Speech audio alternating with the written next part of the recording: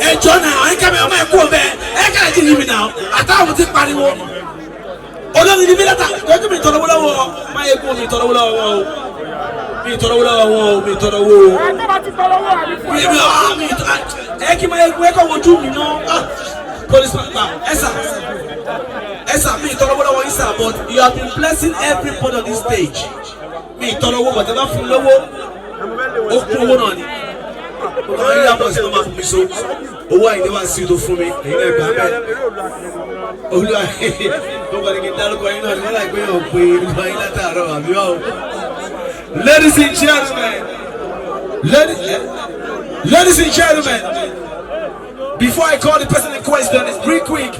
All the bandmen of the Mayaguna Fuji, of Mayaguna land, please, I don't want to see anybody for now. You can later call, but not now. In Batiwa, Canada, what's in Daddy Mila. But when I come here, a son account of a city, what are you for now? Il a taillé un peu Galano, Topo Denia Mimora, Lojua Dali. What should come to reality? Ladies and gentlemen, we come on to one idea. Alaji, oh, me, Toro, he was. Oh, what a for me. He was over at Babamo to make a part of the power.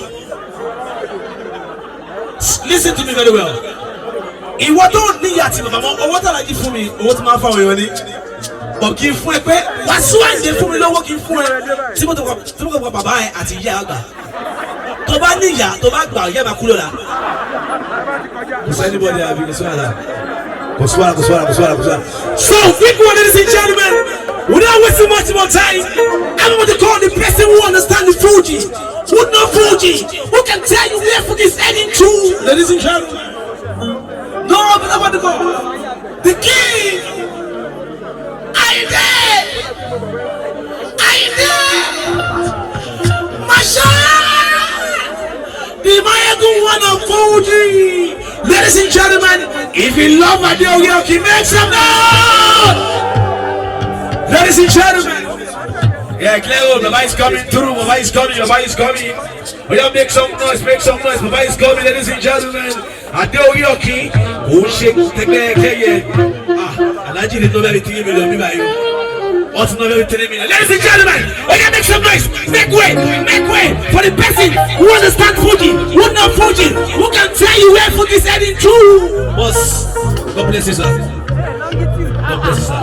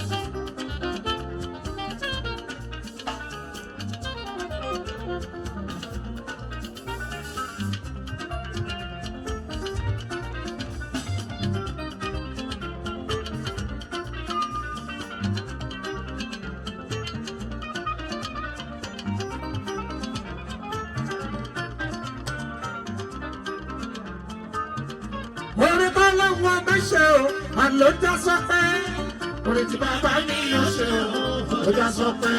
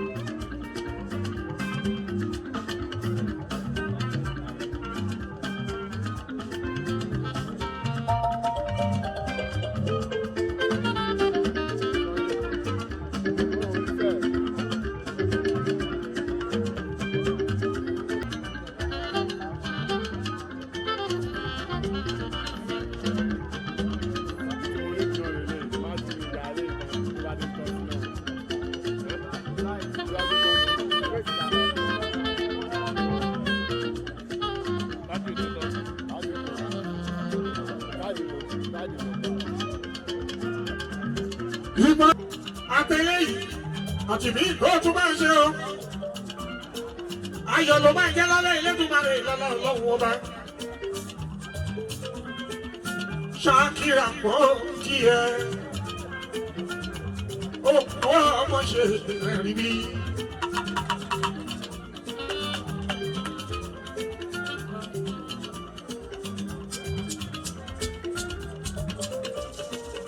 Ìdòwú ògbó àbíkéré létí.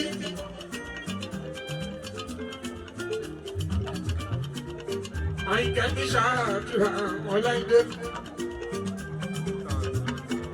Ọmọ Bákàrè mọ́ kí ẹ.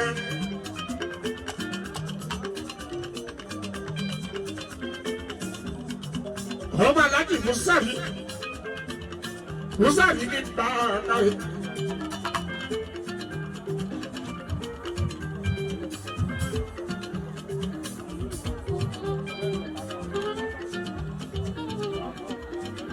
Lólùyọ̀ lélẹ̀.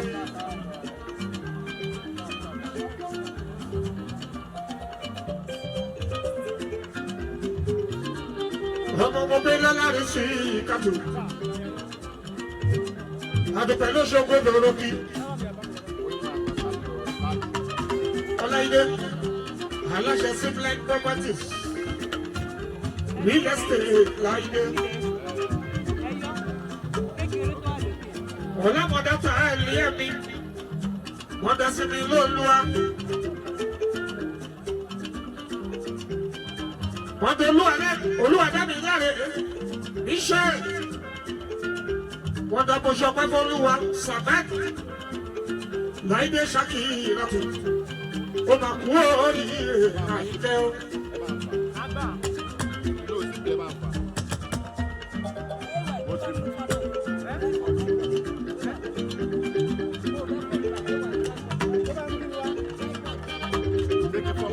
Ó ní kí n bá gbẹ́gbẹ́ lọ́wọ́ gbogbo ẹ̀yìn èèyàn pàtàkì. Ẹ bá wá bí nínú industry. Onírí akárí Láìdé ní Ṣàkírà ní bá dúpẹ́. Ó ní kí n dúpẹ́ lọ́wọ́ Sheikh Ọlárẹ̀wájú.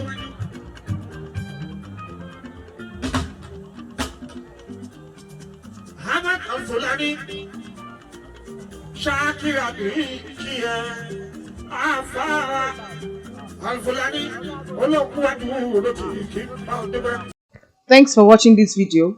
Please don't forget to click on the subscribe button. Kindly comment and share. We drop new videos daily. Thank you.